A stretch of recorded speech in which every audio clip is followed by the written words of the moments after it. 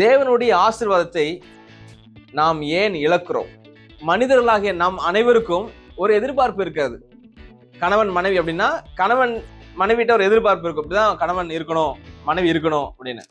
அது மாதிரி பிள்ளைகள்கிட்டையும் என் பிள்ளை இப்படிதான் இருக்கணும், எனக்கு கீழ்ப்படியணும், நான் சொல் பேச்ச கேட்கணும் அப்படின்னு நம்மளுடைய எதிர்பார்ப்பு இருக்கு பாத்தீங்களா?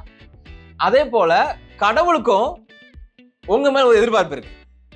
என்னுடைய மகன் மகள் இப்படிதான் இருக்கணும், ஸ்டீஃபன் வந்து இப்படிதான் இருக்கணும்னு கடவுள் எதிர்பார்க்கிறார். அந்த எதிர்பார்ப்பு நாம பிள்ளைங்களை எதிர்பார்த்து பிள்ளைங்க செய்யலைன்னா நம்ம எவ்வளவு கஷ்டமா இருக்குமோ, அதே போல நாம செய்யலைன்னா நம்ம ஆண்டவருக்கு கஷ்டமா இருக்கும். இதை நீங்க புரிஞ்சுக்கணும், சரியா? ஏசாயா 5ஆம் அதிகாரம் முதல் 2 வசனங்களை சத்தமா வாசிங்க பார்க்கலாம். இப்பொழுது நான் என் நேசரிடத்தில் அவருடைய திராட்சை தோட்டத்தை குறித்து என் நேசருக்கேற்ற ஒரு பாட்டை பாடுவேன். என் நேசருக்கு மகா செழிப்பான மேட்டிலே ஒரு திராட்சை தோட்டம் உண்டு. அவர் அதை வேலி அடைத்து அதில் உள்ள கற்களை பொறுக்கி அதிலே நற்குல திராட்சை செடிகளை நட்டு அதன் நடுவில் ஒரு கோபுரத்தை கட்டி அதில் ஆலயம் உண்டு பண்ணி அது நல்ல திராட்சை பழங்களை தரும் என்று காத்திருந்தார். அதுவோ கசப்பான பழங்களை தந்தது. நம்ம வந்து வயல்வெளியில நாத்து நட்டு வயல்வெளியில நெல் நட்டுறோம் பாத்தீங்களா? அதே மாதிரி அங்க என்ன பண்றாங்க, திராட்சை தோட்டத்தை நாட்டுகிறார்கள். இந்த திராட்சை தோட்டத்தை நாட்டி அவர் என்ன பண்றாருன்னா சுற்றில என்ன பண்றாரு, வசனம் 2, வேலி அடைக்கிறாரு. அதில் உள்ள என்ன பொறுக்கிறாரு, கல்லெல்லாம் களை எடுக்கிற மாதிரி உள்ள கல் கிடந்தா நல்லா வராது, கல்லை பொறுக்கிறாரு. திராட்சை செடிகளை நட்டுறாரு. நட்குல திராட்சை செடி, என்ன திராட்சை செடி, நல்ல ஹை குவாலிட்டியான திராட்சை செடியை நட்டுறாரு. நட்ட பிறகு அது நடுவிலே கோபுரத்தை என்ன பண்றாரு, கட்டுறாரு. ஒரு ஆலையையும் உண்டு பண்றாரு, ஒரு ஆலை உண்டு பண்றாரு. அது நல்ல திராட்சை திறங்களை பழங்களை தரும் என்று காத்திருந்தார். அது கசப்பான கனியை கொடுக்கும். இப்போ இது வந்து சும்மா 1-2 திராட்சை செடி கிடையாது. ஒரு 100 ஏக்கர்ல அல்லது ஒரு 50 ஏக்கர்ல மிகப்பெரிய ஒரு எதிர்பார்ப்போடு, ஏன்னா அங்க ஆலை இருக்கு. என்ன ஆலை? திராட்சை பழங்களை ரசமாக மாற்றுகிற ஆலை. ஒரு பெரிய கம்பெனியே என்ன பண்றாரு, அங்க நிறுவுறார்.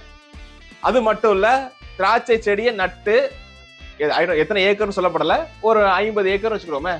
அப்போ 50 ஏக்கர் இடத்துலயும், ஏன்னா ஆலைக்கு தகுந்த மாதிரி பழங்கள் வேணும்ல, அப்போ கண்டிப்பா பெரிய ஒரு மாஸ் ப்ரொடக்ஷன் அதை எய்ம் பண்ணி தான் கர்த்தர் வந்து இதை செஞ்சிருக்கிறாரு.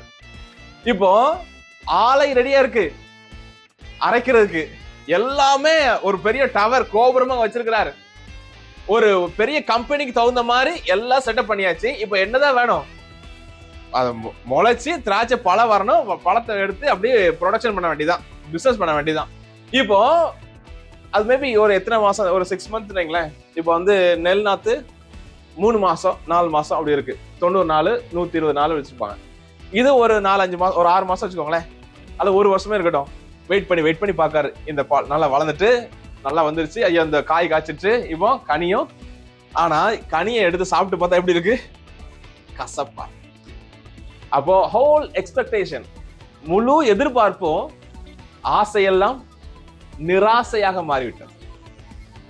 அப்போ நட்குல திராட்சை செடி தான், அவர் நட்டது நல்ல திராட்சை செடி தான், ஆனா கனி எப்படி இருக்கு, கசப்பா மாறிடுச்சு. இப்போ அவருக்கு என்ன ஆகும், டென்ஷன் வருமா வராதா? நமக்கே ஒரு ஏமாற்றம் வந்துச்சுன்னா நம்ம ஒரு டென்ஷன் ஆகல, என்னடா அப்படி ஆயிட்டுன்னு. அப்ப அதுக்கு அவர் என்ன தெரியுமா செய்யறாரு, 5 பாருங்க. இப்பொழுது நான் என் திராட்சை தோட்டத்துக்கு செய்வதை உங்களுக்கு அறிவிப்பேன்.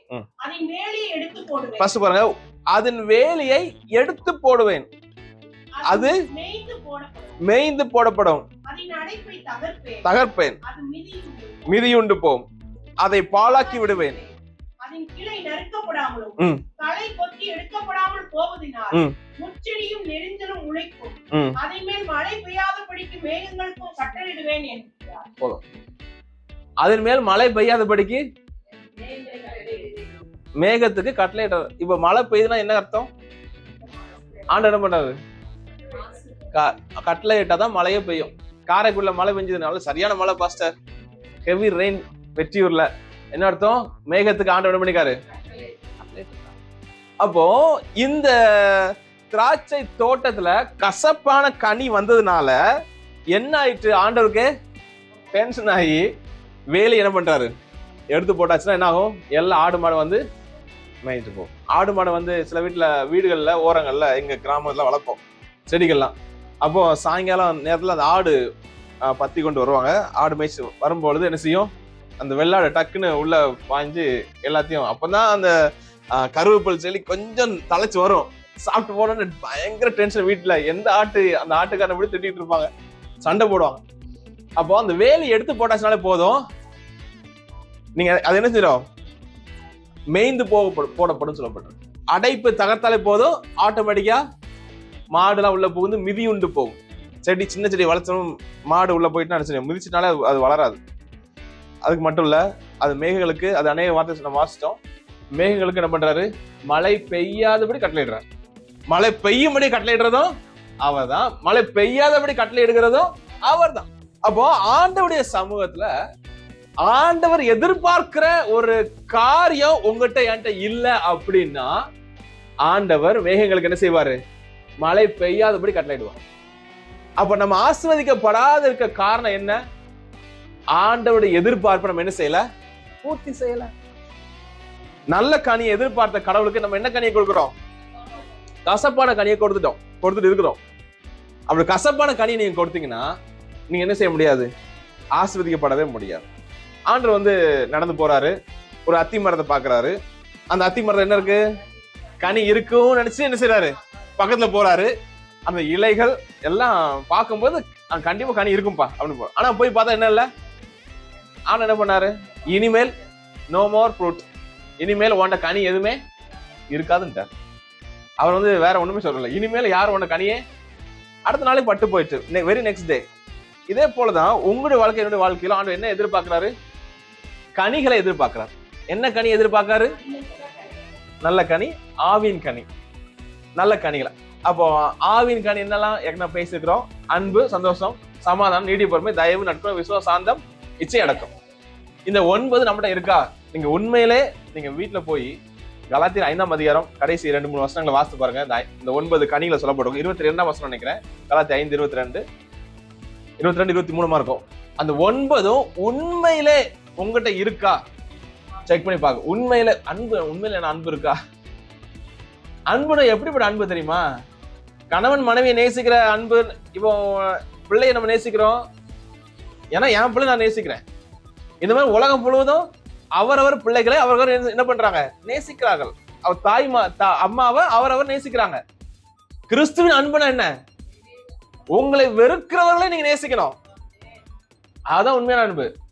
உங்களை யார் வெறுக்கிறாங்களோ அவங்க நீங்க நேசிக்கிறீங்களா, உண்மையாகவே நேசிக்கிறீங்களா? உங்களுக்கு ஒரு துரோகம் பண்ணுவாங்க பாருங்க, அவங்க நீங்க நேசிக்கணும். அதுதான் டிவைன் லவ், அதான் தெய்வீக அன்பு. ஆனா வஞ்சகம் நிறைஞ்ச அன்பு அல்லது சாதாரண அன்பு வந்து, மாய்மானம் அன்பு வந்து எல்லாத்தையுமே இருக்கு. பொதுவா அன்பு எல்லாத்தையுமே இருக்கு. ஆனா நான் கிறிஸ்துவுடைய ஆண்டவரை ஏற்றுக்கொண்ட நமக்கு இருக்கிற அன்பு வித்தியாசமானது. உன் எதிரிகளை நீ என்ன செய்யணும், நேசிக்கணும். எதிரியை நேசிக்க சொல்றாரு, நேசிக்க முடியுமா? முடியாது. ஆனா ஆண்டவர் என்ன சொல்றாரு, நேசிச்சாகும். கிறிஸ்தவனா பிறந்தா அல்லது born again, மீண்டும் பிறந்து ஞானஸ்நானம் எடுத்துட்டா நீ என்ன செய்யணும், எதிரிகளையும் நேசிக்கணும். எதிரிகளுக்கும் என்ன செய்யணும், உங்களுடைய அன்பை வெளிப்படுத்தணும். அவங்க உங்க காலை பிடிச்சி வாருவாங்க, நீங்க என்ன செய்யணும், நேசிக்கணும். உங்களை அடிப்பாங்க, நீங்க நேசிக்கணும். பணத்தை ஏமாத்துவாங்க, நீங்க என்ன செய்யணும், நேசிக்கணும். உங்க வேலை வாய்ப்புல பிரச்சனை பண்ணுவாங்க, நீங்க நேசிக்கணும். 1 யோவான் 2:14. ஆதி முதலில் இருக்கிறவரை நீங்கள் அறிந்திருக்கிறதினால் உங்களுக்கு எழுதுகிறேன். வாலிபரே, நீங்கள் பலவான்களாய் இருக்கிறதுனாலும், வேதவசனம் உங்களை நிலைத்திருக்கிறதுனாலும், நீங்கள் பொல்லாங்கனை ஜெயித்ததினாலும் உங்களுக்கு எழுதுகிறேன். ஓகே, வாலிபர்கள் எப்படிப்பட்ட வாலிபர்கள்? தேவ வசனம் உங்கள் நிலைச்சிருக்கு, பொல்லாங்கனை ஜெயிச்சிருக்கீங்க, பலவான்களா இருக்கிறீங்க. அப்படி இருக்கிறீங்களா அப்படின்னு நீங்க பாத்துங்க. 3 பாயிண்ட் இருக்கு. பலவான்கள், வேத வசனம் உங்களுக்குள்ள இருக்கணும், பொல்லாங்க நீங்க என்ன செஞ்சிருக்கீங்க, பொல்லாங்கானே பிசாசு ஜெயிச்சிருக்கீங்க. ஜெயிச்சிருக்கிற வாலிபர்கள் எழுதுகிறேன். உலகத்தில் உள்ளவையிலும் அன்பு கூறாதிருங்கள். ஒருவன் உலகத்தில் அன்பு கூர்ந்தால் அவனிடத்தில் பிதாவின் அன்பு இல்லை. ஏனெனில் மாம்சத்தின் இச்சையும் கண்களின் இச்சையும் ஜீவனத்தின் பெருமையுமாகிய உலகத்தில் உள்ளவைகள் எல்லாம் பிதாவினால் உண்டானவைகள் அல்ல, அவைகள் உலகத்தினால் உண்டானவைகள். உலகத்தில் உண்டானவைகள் உலகமும் அது நிச்சயம் ஒழிந்து போகும். தேவனுடைய சித்தத்தின்படி செய்கிறவனோ என்னைக்கும் நிலைத்திருப்பான். ஓகே, இங்க ஆண்டவருடைய எதிர்பார்ப்பு என்னன்னா, நீங்க எதை நேசிக்க கூடாது? உலகத்தை நேசிக்க கூடாது. உலகத்தின் மேல் நீங்க என்ன செய்யக்கூடாது? அன்பு வைக்கவே கூடாது. இங்க உலகத்தில் உள்ளவைகளிலும் அன்பு கூறாதிருங்கள். உலகத்தை நீங்க என்ன செய்யக்கூடாது? உலகம் அப்படின்னா உண்மையாகவே லேண்ட் வச்சுக்கோங்க, ஒரு இடம், ஒரு ஏக்கர் இடம் உங்களுக்கு இருக்குன்னு வச்சுக்கோங்களேன். மனசு என்ன செய்யும்? மனசெல்லாம் எங்கதான் இருக்கும்? ஆமா, அது புது பஸ் ஸ்டாண்ட் பக்கத்துல கிடைச்சிட்டுனா ரொம்ப சந்தோஷம். எத்தனையோ கோடி போவோம். ஒரு 10 சென்ட்னாலும் நீங்க பல கோடிக்கு இருக்கு நியர்பை. இங்க இந்த விட பல கோடி மதிப்புள்ளது நம்ம இருக்கிற இடம். அப்போ மனசு எங்க இருக்கும்? இந்த இடத்து மேலேயே இருக்கும். நல்ல ஒரு கோடி ரூபாய்க்கு நல்ல வீடு கட்டிட்டீங்க, உங்க மனசெல்லாம் இருக்கும். அன்பு எங்கதான் இருக்கும்? ஆமா, வீடு வீடுன்னு இருக்கும். இவ்வளவு பெரிய வீடை கட்டிட்டோம். ஆனா அந்த இடத்தை கொடுத்த கர்த்தர் மேல நீங்க அன்பு வைக்கணும். அதான் கர்த்தர் எதிர்பார்க்கிற அன்பு. ஒரு கோடி ரூபாய் கட்டுறதுக்கு பலன் கொடுத்தாரு, அவரை நீங்க நேசிக்கணும். அந்த ஒரு கோடி ரூபாய் வீட்டை நேசிக்க கூடாது. ஆமா, காரை நேசிக்க கூடாது, மனைவியை கூட நேசிக்க கூடாது. ஃபர்ஸ்ட் யாரதான் நேசிக்கணும்? ஆண்டவரை நேசிக்கணும்.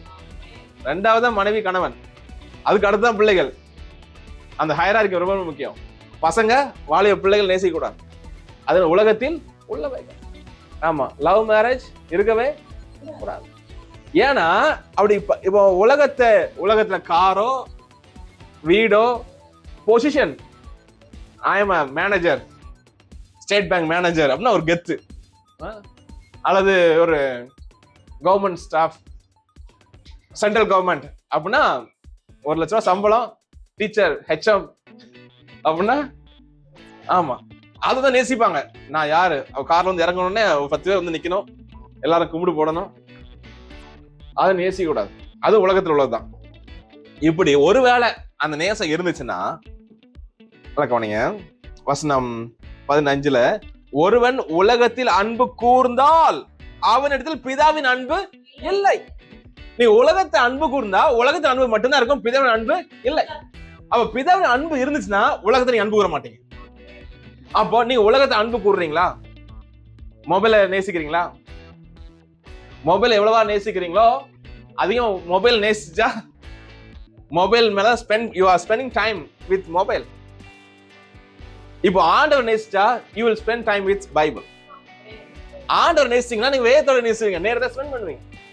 உலகத்தை நேசிச்சீங்கன்னா மொபைல்ல ஸ்பெண்ட் பண்ணுவீங்க. ஆண்டவர் நேசிச்சா கடவுள் வார்த்தையை கேட்பீங்க. உலகத்தை நேசிச்சா டிவி பார்ப்பீங்க, அல்லது சிட் சாட்டிங், சும்மா உட்காந்து டைம் பாஸ் பண்றது, இதெல்லாம் இருக்கவே இருக்காது. இப்படி இருந்துச்சுன்னா நீங்க உலகத்தை நேசிக்கிறீங்கன்னு அர்த்தம். ஆண்டவர் நேசிக்கிறவங்களும் உலகத்தை நேசிக்கிற டிஃபரன்ஸ் இருக்கு. அப்ப ஆண்டவர் சொல்றாரு, நீ உலகத்தை நேசிச்சாலே போதும், நீ என்கிட்ட இல்லன்றார். நீ என்ன நேசிச்சனா என்ன செய்ய மாட்ட? உலகத்தை நேசிக்க மாட்டேன். 16 ரொம்ப ஸ்ட்ராங்கா சொல்லப்பட்டிருக்கு. ஏனெனில் மாம்சத்தின் இச்சை, கண்களின் இச்சை, ஜீவனத்தின் பெருமை, பெருமை, உலகத்தில் உள்ளவைகள் எல்லாம் பிதாவின் உண்டானவைகள் அல்ல. இதெல்லாம் யாருக்குரியது? உலகத்துக்குரியது. மாம்சத்தின் இச்சை. ஒரு 65 வயது தாத்தா போக்சோ சார்ஜர்ல கைது பண்ணப்பட்டிருக்காரு, கேள்விப்பட்டிருப்பீங்கன்னு நினைக்கிறேன். 65 வயசு. போக்சோ தெரியும்னா, போக்சோனா மேஜர் ஆகாத 18 வயசு கீழ் உள்ள குழந்தைகள்கிட்ட அல்லது பிள்ளைங்கள்ட்ட தவறு நடக்கிறது. வயசு எத்தனை? 65. நீங்க 100 வயசு ஆனாலும் இச்சை உங்களை விட்டு போகவே போகாது.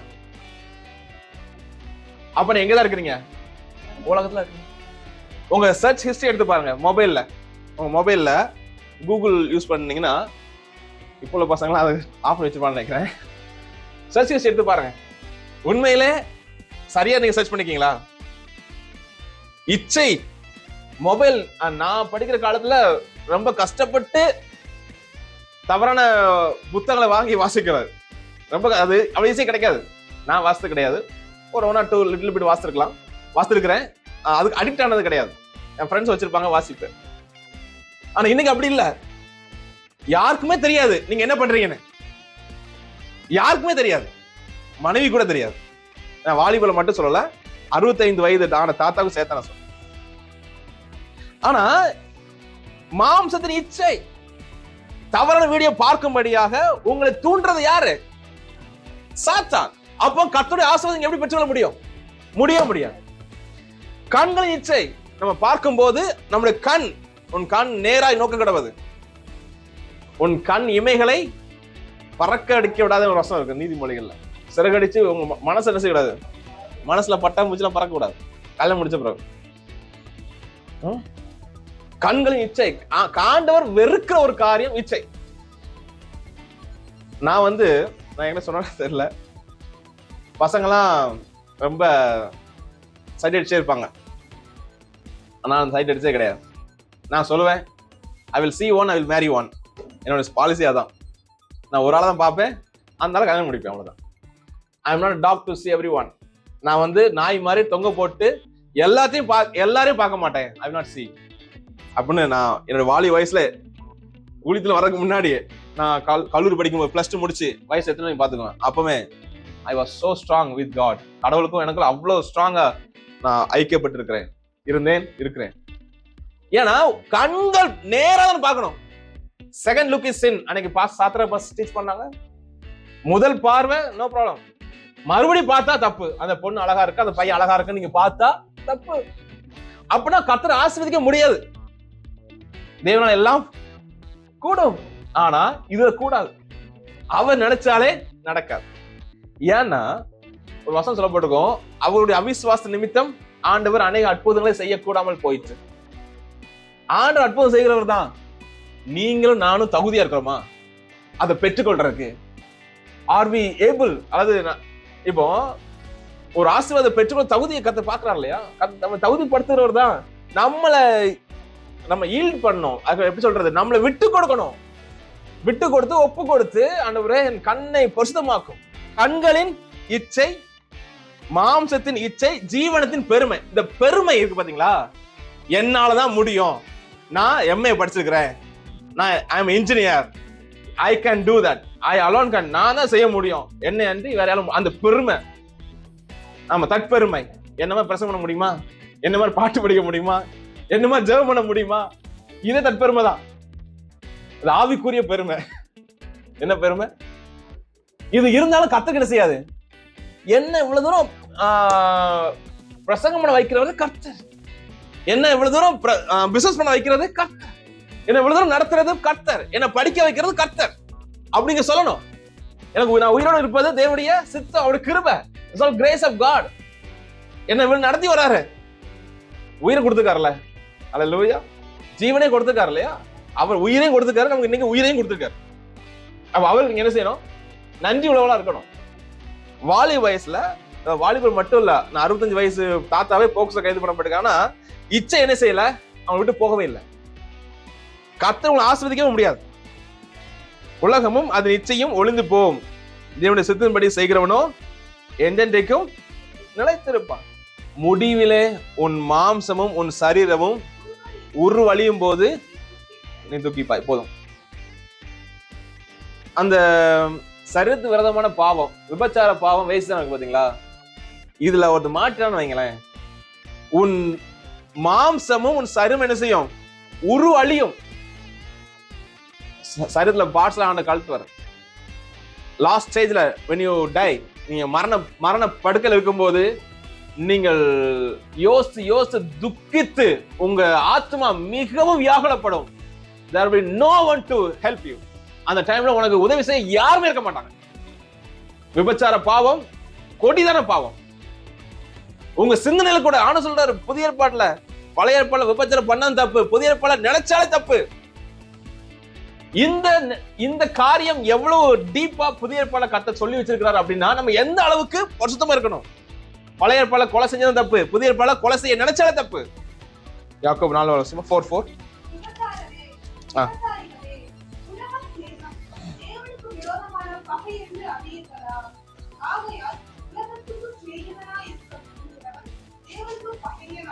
ஆமென். விபச்சாரிகளை இப்படி சகோதரி சொல்ற மாதிரி இவர் சொல்றாரு, விபச்சாரிகளை. உலக சிநேகம் தேவனுக்கு விரோதமான பகை. நீங்க உலகத்தை சிநேகிச்சீங்கன்னா, உலகம் என்னது? கோபம், வைராக்கியம், சண்டை, விபச்சாரம், வேசித்தனங்கள். ஆமா, அது பெரிய லிஸ்டே இருக்கு. மாம்சத்தின் எண்ணங்கள் எல்லாம் உலகத்தின் எண்ணங்கள் தான். இது எல்லாம் இருந்துச்சுன்னா உலகத்துக்கு சிநேகம் இருக்க விரும்புகிறவன் தேவனுக்கு பகைஞனா இருக்கான். நீங்க தேவனுக்கு யாரா இருக்கிறீங்க? எதிரி. தேவனுக்கு எதிரி இருக்க முடியுமா? கடவுளுக்கு எதிரி உண்டா? இயேசுக்கு விரோதி இருக்க முடியுமா? அவர் சுவாசத்தினால அழிப்பார். ஆண்டுக்கு விரோதி இருக்க முடியாது. ஆனா என்ன சொல்றது? நீங்க உலகத்தை சிநேகிச்சாலே போதும், நீங்க எனக்கு விரோதியா மாறிட்டீங்கன்னு சொல்றாரு. ஒரு இடத்துல வெளிச்சம் இல்லைன்னா என்ன நினைக்கிறோம்? இருட்டுக்கு ஒரு டார்ச் லைட் அடிக்கணுமா? இருட்டு டார்ச் லைட் இருக்கா? பிளாக் கலர் டார்ச் லைட் இருக்கா? இல்ல. where there is no light is there darkness. எங்க லைட் இல்லையோ அது இருள்.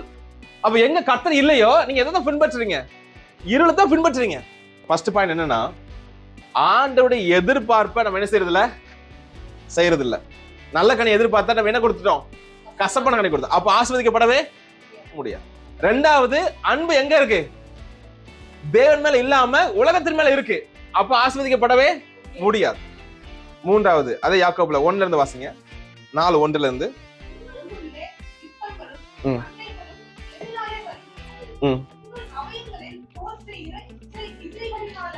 உங்கள் நல்லா கவனிங்க. உங்கள் அவயவங்களில் போர் செய்கிற இச்சை. அந்த இச்சை என்ன செய்யுது? உங்க சரீரங்கள் என்ன செய்யுது? போர் செய்யுது. ஒரு சிலருக்கு இச்சை என்ன செய்ய முடியாது? கண்ட்ரோல் பண்ணவே முடியல. என்ன காரணம்? போர் செய்யுது. போர் எப்படி ஒரு யுத்தம் நடக்குதோ, உக்ரைன் ரஷ்யாவுக்கு அல்லது இந்தியா பாகிஸ்தான் யுத்தங்கள், காசா இஸ்ரேல் எப்படி யுத்தம் நடக்கிறதோ அந்த மாதிரி என்ன யுத்தம் நடக்கு? உங்களுக்கும் இச்சைக்கு இடையில யுத்தம் நடக்கு. இச்சித்து உங்களுக்கு கிடைக்கவில்லை.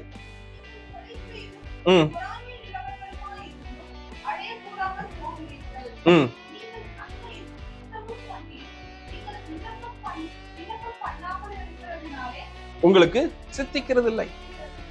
போதும். நீங்க என்ன பண்றீங்க? இச்சிக்கிறீங்க. நல்ல அந்த காரை பார்த்தோன்னே, சார் சூப்பரான கார் இருக்கு, நம்ம எப்படியா அந்த காரை நம்ம வேணும், இந்த வீடு நல்ல வீடா, நல்ல லேட்டஸ்ட் மாடல் கேட்டுருக்காங்கப்பா, யூரோப்பியன் ஸ்டாண்டர்ட்ல இந்த வீடு இருந்தா நல்லா இருக்கும் நினைக்கிறோம்ல. இச்சித்து என்ன செய்யல? கிடைக்கல. ஏன் கிடைக்கல அப்படின்னா, நீங்க என்ன செய்யலையா? அவர்கிட்ட கேட்கல. நீங்கள் விண்ணப்பம் பண்ணாமல் இருக்கிறீங்க. ஏன்னா உங்களுடைய செல்ஃப்ல நீங்க ஜெயிச்சல நினைக்கிறீங்க பாத்தீங்களா? உங்க செல்ஃப் சுயமா நீங்க ஜெயிச்சல நினைக்கிறது நடக்குது. அந்த யோபுல அந்த வசனம் இதை வச்சிருங்க அப்படியே. யோபு வாசிங்க. என் மனம் யாதொரு ஸ்திரீயின் மேல் மயங்கி, அல்லது ஆண்களை வந்து ஸ்திரீன்னு வச்சுக்கோங்க, பெண்களை வந்து ஆண்கள் வச்சுக்கோங்க, மயங்கி அயலானுடைய வாசலை எட்டி பார்த்தது உண்டால். அயலனுடைய வாசலை யாராவது பக்கத்து வீட எட்டி பார்த்திருக்கீங்களா? பார்க்கலன்னு சொல்லுவோம். மொபைல் என்ன பாக்குறீங்க? உங்க வீட்டுல பாக்குறீங்க? மொபைல பாக்குறதுலாம் யார் வீடு? பக்கத்து வீடு தான். இன்னைக்கு எளிமையா பாவத்துக்குள்ள வாலிபர் விழுந்துடுறோம். 65 வயசு வாலிபர்னு சொல்றேன். அப்போ நான் பாக்குறது பக்கத்து வீடு. அப்படி இருந்தா வசமா, அப்பொழுது என் மனைவி வேற ஒருவனுக்கு மாவரை, அப்பொழுது என் மனைவி நீ ஒருத்திய பார்த்தனா உன் பொண்டாட்டி இன்னொருத்த பாப்பான். புரிஞ்சா?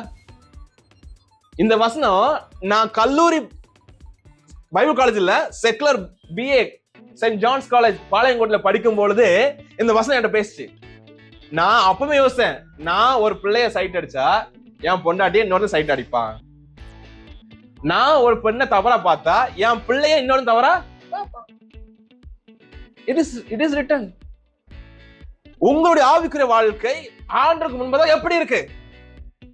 உண்மையிலே உங்க கண்கள்ல பரிசுத்தம் இருக்கா? உண்மையில உங்க இருதயத்துல பரிசுத்தம் இருக்கா? அப்படி இல்லாம எப்படி தேவனுடைய ஆசீர்வாதத்தை பெற்றுக்கொள்ள முடியும்? கர்த்தர் உங்களோட பேசிக் கொண்டு இருக்கிறார். நான் கடந்த 2 நாட்களாக இந்த வசனம் எனக்கு அதிகமா டிஸ்டர்ப் பண்ணிட்டே இருந்துச்சு. 2 பாயிண்ட் எடுத்தேன். 2 பாயிண்ட்லயும் இச்சை வந்திருக்கு பாருங்க. ஃபர்ஸ்ட் பாயிண்ட்ல இச்சை வந்துச்சு, இந்த உலகத்தின் அன்புலையும் அந்த யாக்கோபுலையும் இச்சை வந்திருக்கு. இச்சை இருக்கிறது தெளிவா பேசிட்டு இருக்காரு. ம்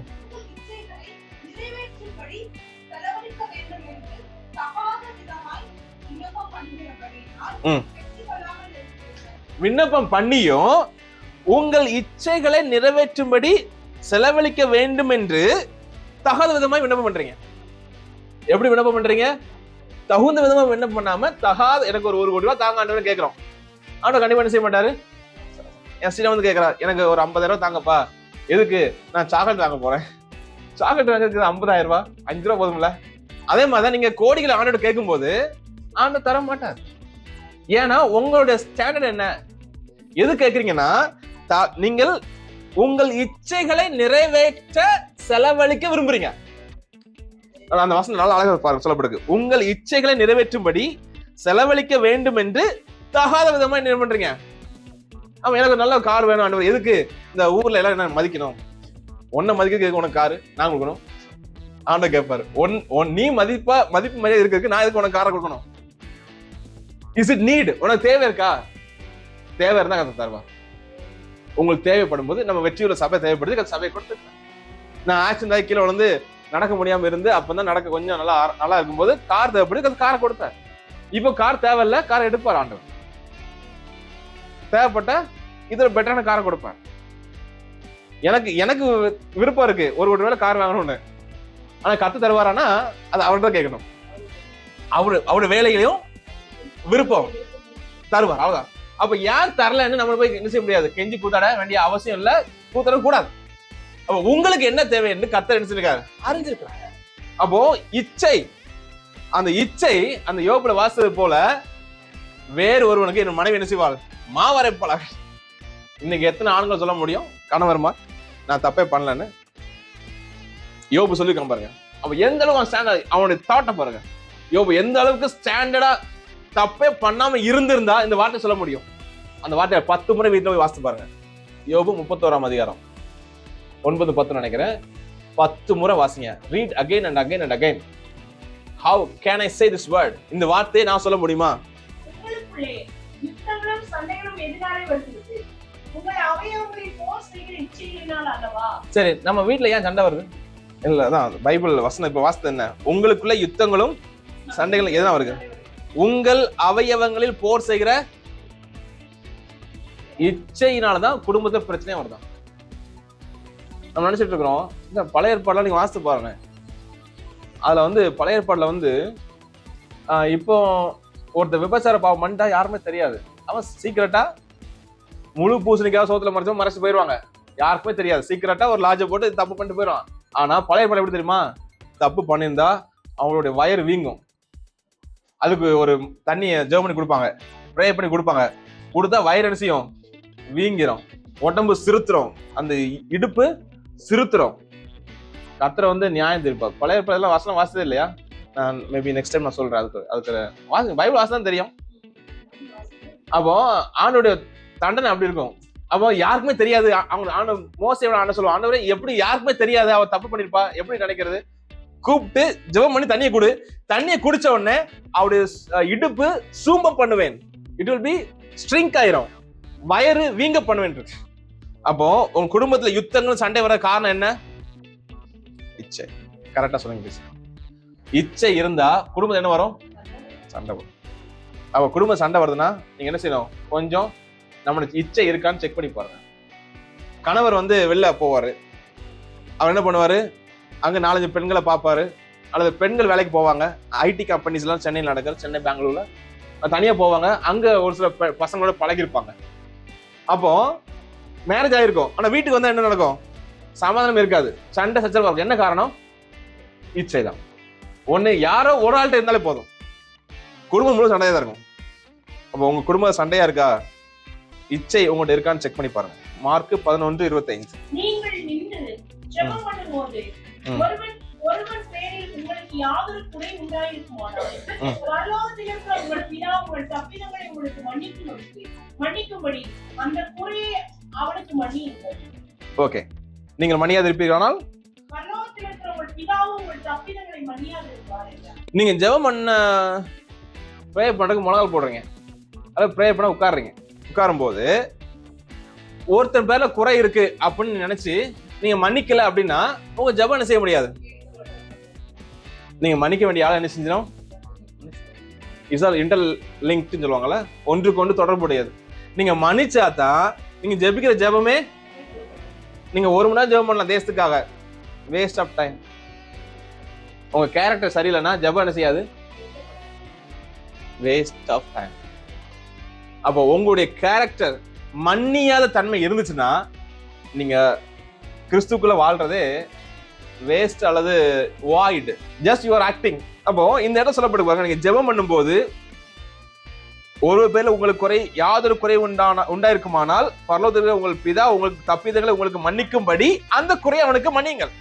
அப்ப நீங்க மன்னிச்சாதான் உங்களுக்கு மன்னிக்கப்படும். நீங்க உங்களுக்கு மன்னிக்கப்பட்டதான் ஜெபம் கேட்கப்படும். நீங்க ஃபர்ஸ்ட் சொல்லுங்க பார்க்கலாம், நான் மன்னிக்கணும், அப்போ கர்த்தர் ஏன் பாவத்தை மன்னிப்பாரு, அப்பதான் என் ஜெபம் கேட்கப்படும். அல்லேலூயா.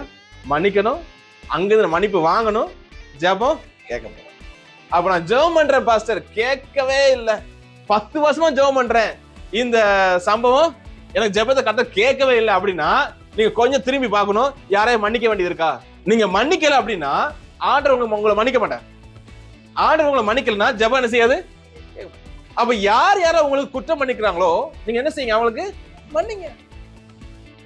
உங்களுக்கு பணத்தை ஏமாத்திருக்கலாம், பல லட்சங்களை ஏமாத்திருக்கலாம், நீங்க என்ன செய்யணும், மன்னிச்சுட்டு நீங்க சொல்லுங்க. உங்களை ஆசீர்வதிச்சா கர்த்தர் ஆசீர்வதிப்பார், உங்களை சபிச்சா கர்த்தர் சபிப்பார். ஆதியாகமம் 12ஆம் அதிகாரம். உங்களை யாரெல்லாம் ஆசீர்வதிக்க நல்லா இருப்பா அவன் சொல்றாங்களா, இந்துக்காரனாவே இருக்கட்டுமே, நீங்க அவன் ஆசீர்வதிக்கப்பட்டிருப்பான். ஆனா உங்களை சபிக்கிறானா, அவன் கிறிஸ்தவனா இருக்கட்டுமே, அவன் சபிக்கப்பட்டிருப்பான்.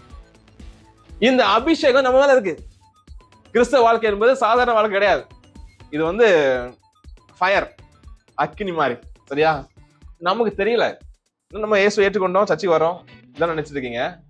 ஆழமான காரியங்கள் இருக்கு, அநேக காரியங்கள். நம்ம எல்லாம் மேலோட்டமா நீச்சல் அடிச்சிட்டு இருக்கோம். நீங்க உள்ள இறங்காதான் நினைச்ச முடியும், முத்துக்கள் எடுக்க முடியும். ஆழமான டீப் திங்கிங், டீப் சீக் மாதிரி டீப் திங்கிங் இருக்கு. அதுக்கு நீங்க வேதத்தை வாசிக்கணும், பைபிளை வாசிக்கணும், ஆண்டோட உறவுல கரெக்டா இருக்கணும். அப்பதான் அதெல்லாம் வெளிப்படுத்தப்படும். நீங்க மன்னிக்கலன்னா ஜெபம் என்ன செய்யாதான். நீங்க யாரா மன்னிக்கணுமோ நீங்க என்ன செஞ்சிருங்க, காஞ்ச ரொட்டியும் மன்னிச்சிடணும்.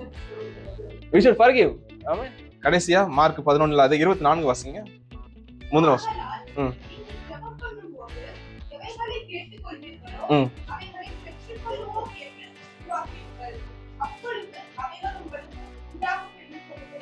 ஆமென். நீங்க ஜெபம் பண்ணும்போது என்ன செய்யணும், ஆமா விசுவாசிக்கணும். ஃபெய்த் விசுவாசிச்சா தான் கிடைக்கும்.